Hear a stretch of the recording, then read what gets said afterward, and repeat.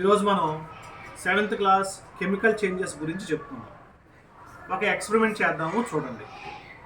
దీనికి కావాల్సిందల్లా ఒక test tube కావాలి, వెనిగర్ కావాలి, అదేవిధంగా బేకింగ్ సోడా కావాలి.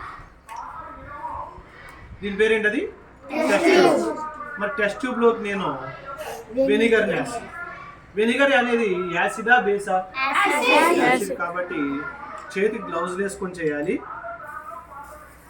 చేస్తున్నాను చూడండి. ముందుగా టెస్ట్ ట్యూబ్లోకి వెనిగర్ వేసాను,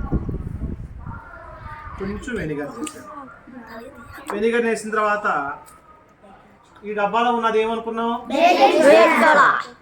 బేకింగ్ సోడాని ఒక చిన్న స్పూన్తో కొంచెం వేస్తున్నాను చూడండి.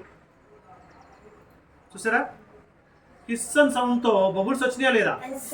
ఈ వచ్చినటువంటి ఈ గ్యాస్ని ఏమంటారంటే, ఈ వ్యాపర్స్ని కార్బన్ డైఆక్సైడ్ అంటారు. వచ్చినటువంటి గ్యాస్ని ఏమంటారు? కార్బన్ డైఆక్సైడ్ అంటారు.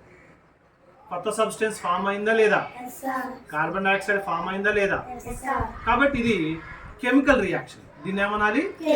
Chemical reaction. స్టాప్.